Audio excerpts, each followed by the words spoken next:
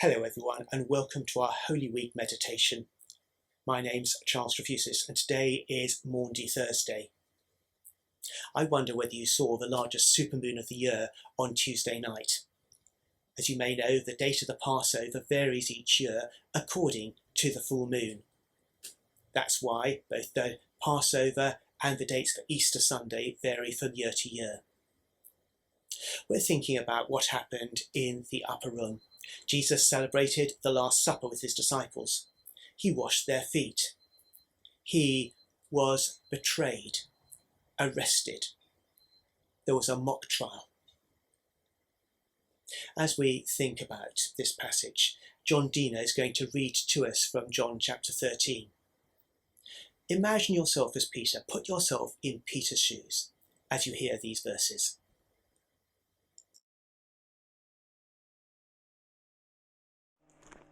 My brothers and sisters, hear the good news as it is written in the Gospel of John 13, 1-17.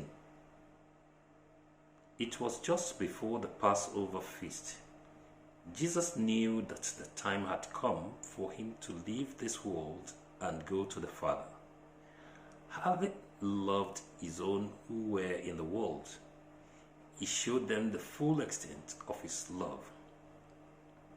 The evening meal was being served, and the devil had already prompted Judas Iscariot, son of Simon, to betray Jesus.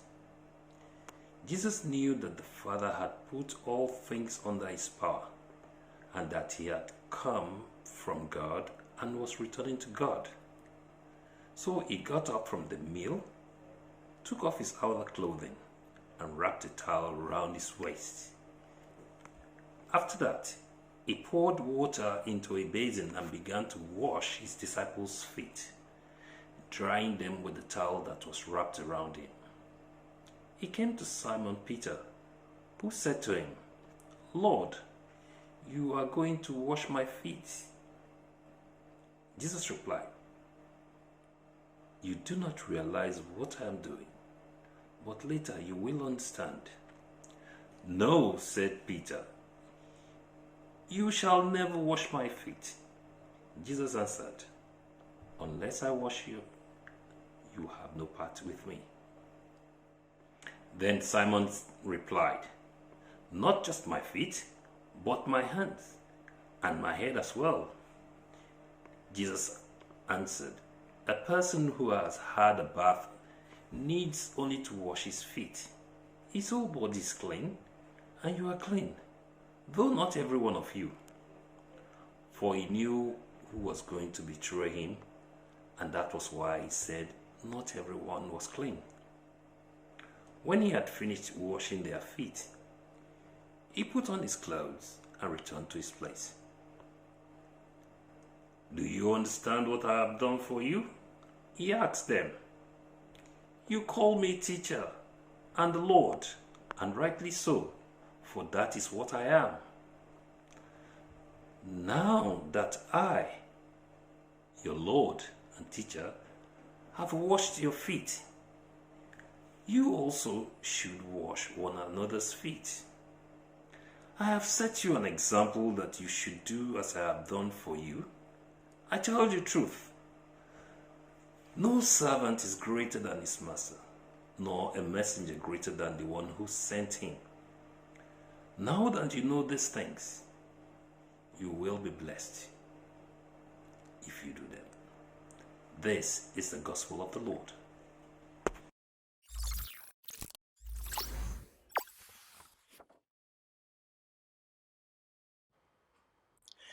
Thank you for reading that, John. To understand these verses, we need to go back 4,000 years to when the Israelites were slaves in Egypt. They'd been slaves for 400 years when God raised up Moses as a leader to lead them out from slavery and into freedom in the Promised Land. Moses went along to Pharaoh 9 occasions and demanded that they were to be set free, and on each occasion, Pharaoh refused. On the 10th occasion, the 10th plague, was when God told the Israelites to be prepared and ready to leave. They were each to celebrate a special meal with lamb and unleavened bread. And they were to smear the blood of the lamb on the doorpost of each of the Israelites' doorposts, their homes, so that the angel of death would pass over their homes and not kill the firstborn, as happened with all the Egyptians. And so the Passover is a time of celebration, remembering how God is a God who saves and delivers.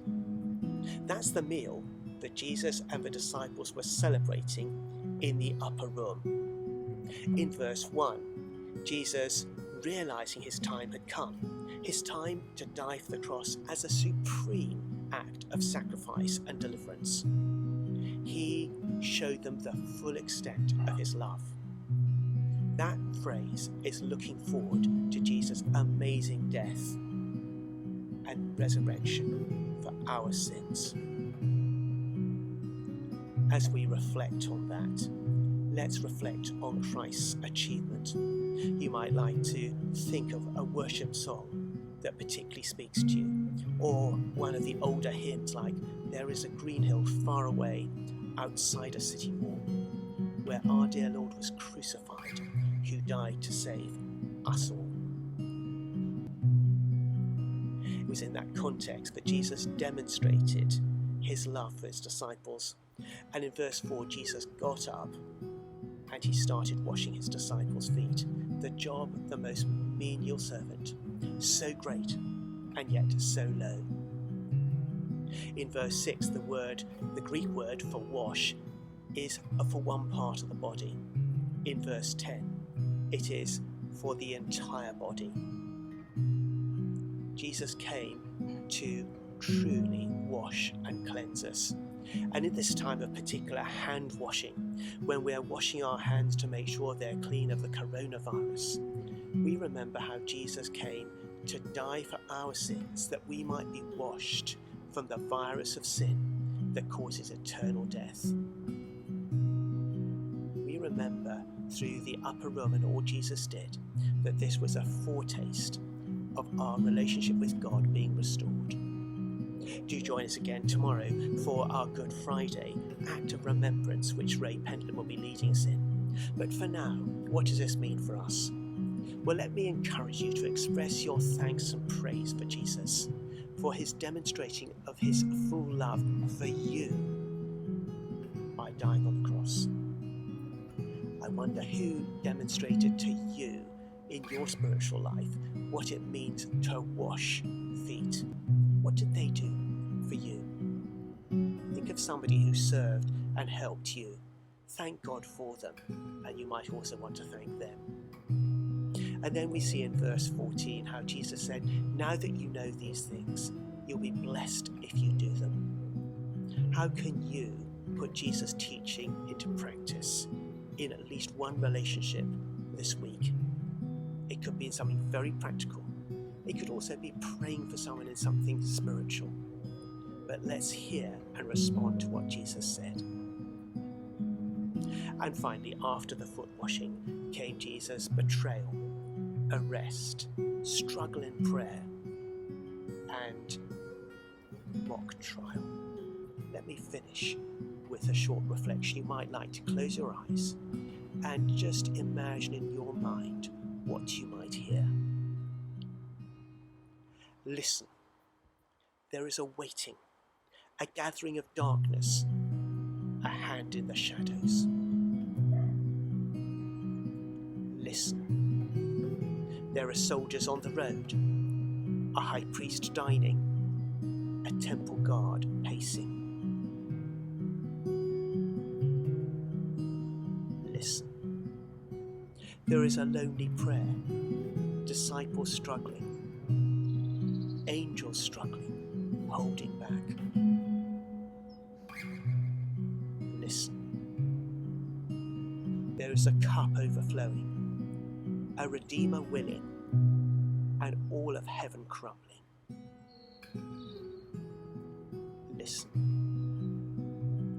There are footsteps arriving, a betrayer among the trees, a flash of eyes, and a kiss.